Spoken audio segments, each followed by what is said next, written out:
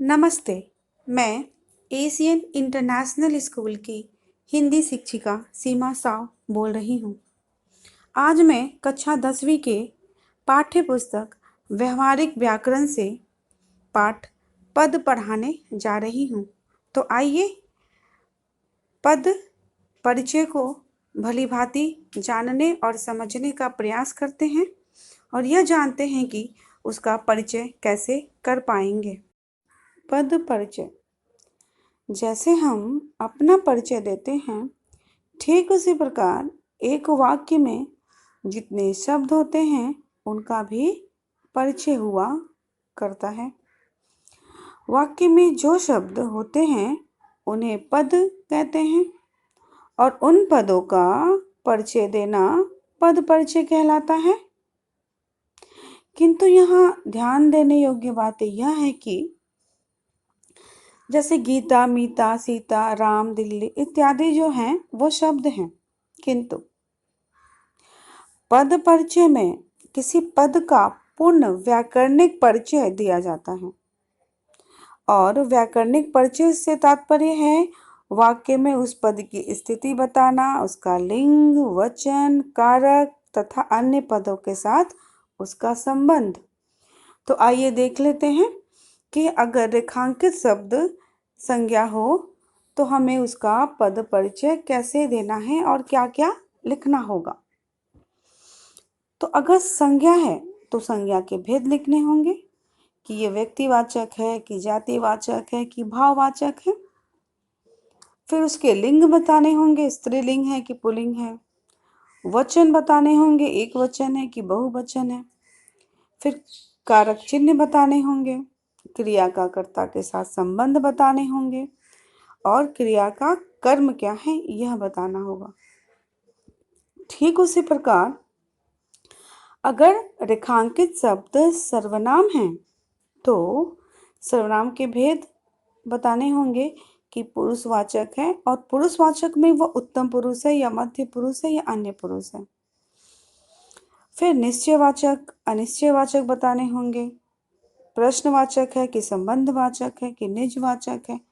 मतलब आपको ध्यान में रखना होगा कि वो जो दिया है सर्वनामिक शब्द वह सर्वनाम शब्द है क्या। फिर उसके लिंग बताने होंगे, वचन, कारक और क्रिया का कर्ता के साथ संबंध और क्रिया का कर्म के साथ उसका क्या संबंध है। ऐसे ही विशेषण दिए गए अगर मान लीजिए तो विशेषण के भेद गुणवाचक है कि संज्ञावाचक है कि सर्वनामिक है कि परिणामवाचक है। उसकी अवस्था बतानी होगी, मूल अवस्था है कि उत्तरावस्था है कि उत्तमावस्था है।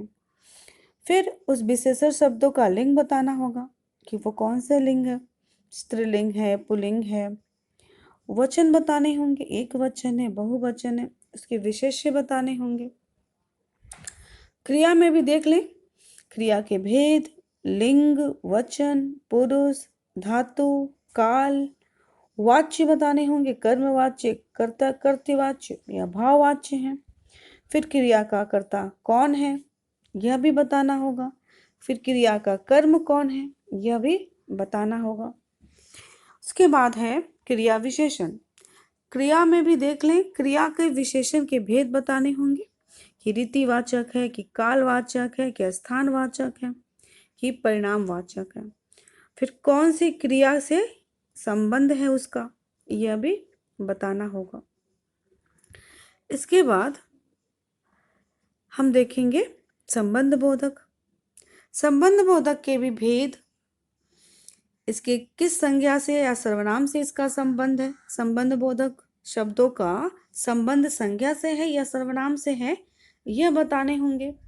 फिर समुच्चय बोधक में समुच्चय बोधक के भेद समानाधिकरण है या व्याधिकरण है। विस्मयादि बोधक में देख लेंगे, विस्मयादि बोधक जो है वो भाव, हर्ष, क्रोध, घृणा, हिंसा, उत्साह, ग्लानि, विषाद, आश्चर्य आदि के भाव कौन से हैं वो लिखने होंगे। फिर निपात में निपात और अवधारणा। तो इस प्रकार से बड़ी बारीकी से हमें पूरे व्याकरण का ज्ञान होना चाहिए।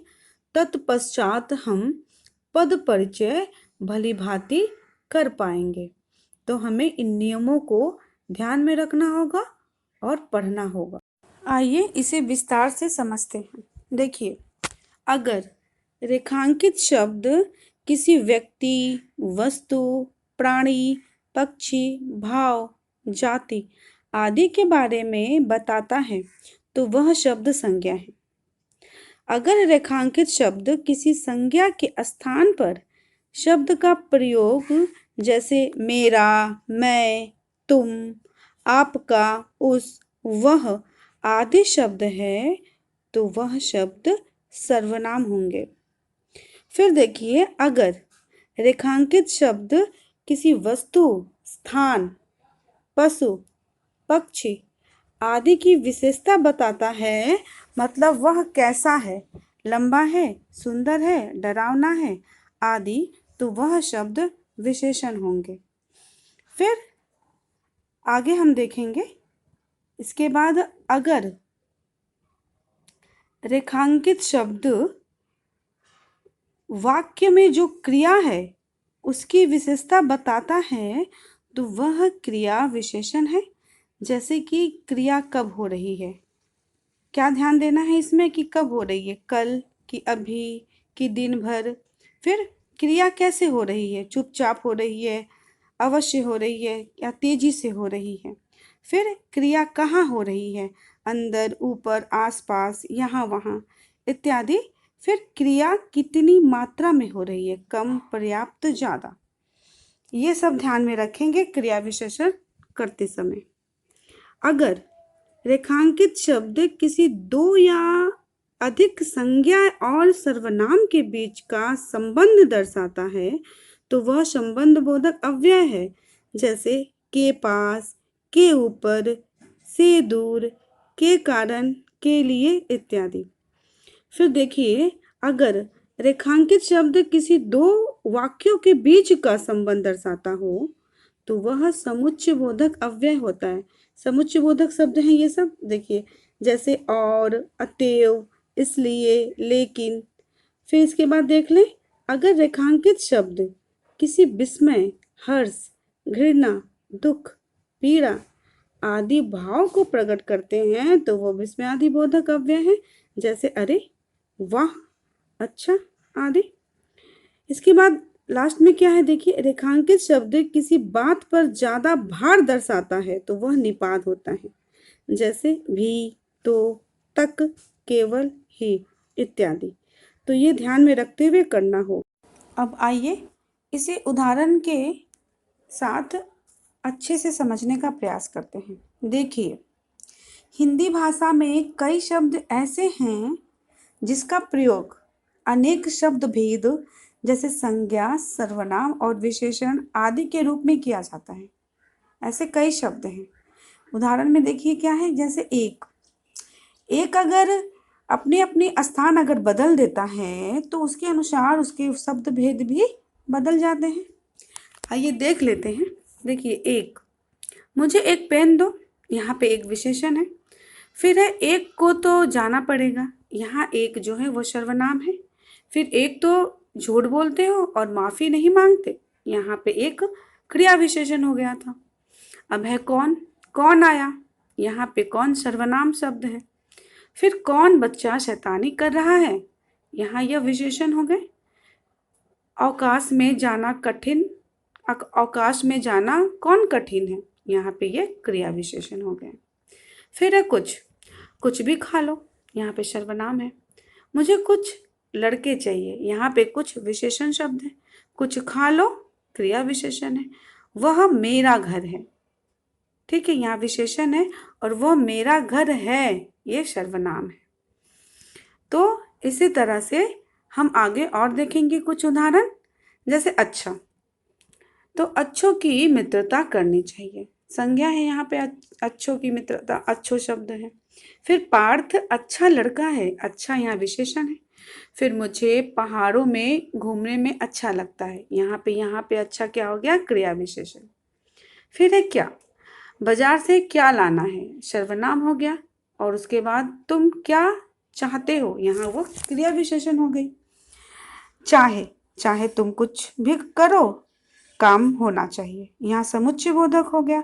फिर मैं चाहे कुछ भी कर लूं, मैं तुम्हें बुरी ही लगती हूँ, यहाँ यह क्रिया विशेषण हो गया। फिर देखिए आप मत जाओ, ये सर्वनाम हो गया मध्य पुरुष। फिर तुम आप ही काम कर लो, यहाँ निजवाचक सर्वनाम होगी। आइए अब देखते हैं कि आपके प्रश्न पत्र में कैसे प्रश्न पूछे जाएंगे और आपको उन्हें कैसे हल करना होगा। दिए रहेंगे कि रेखांकित पदों के पद परिचय बताइए और इस तरह से वाक्य होंगे। नंबर 1 है, आज समाज में विभीषणों की कमी नहीं है।